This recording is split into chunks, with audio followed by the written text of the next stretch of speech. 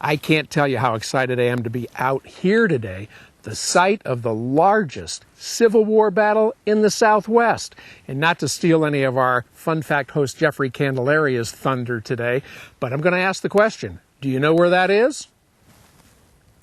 You've had time to think about it. It's Fort Craig. Come on along. We're going to show you around this great old Union fort.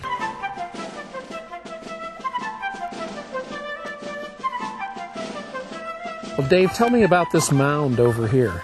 This was the walls that they put in when they heard the Confederates were coming.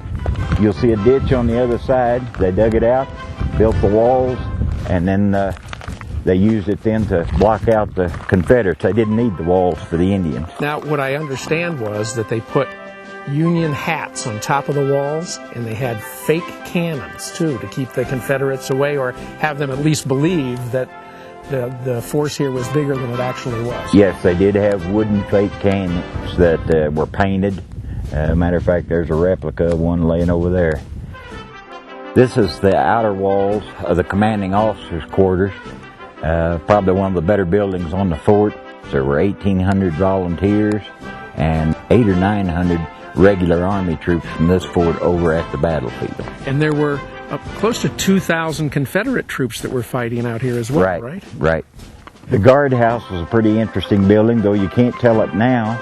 At one time there was a cellar underneath, and one side was for blacks, one was for whites. One side had a stove, the other one didn't. The cells were small and cramped. Well, I want to thank Dave Thornhill, who just happens to be a downright nice guy, for taking a few hours out of his time today to show us around Fort Craig. And a couple of things that we talked about off camera that I think you'd like to know. Kit Carson and his volunteers were here. Geronimo paid a visit here on a couple of occasions. And oh yes, there were ladies that were here too. The officers, some of them had wives. The commanding officer, his wife and family were probably here. And next to where the enlisted men's quarters were, there was a laundry area, and they had laundresses who spent time here too. So it wasn't just a guys-only club here at Fort Craig, but I'll tell you, it must have been uncomfortable because these guys wore wool uniforms. Imagine digging to make these walls, to make the barracks, to put all of this together. Just couldn't have been a very comfortable place to be, but an absolutely wonderful place to come and visit.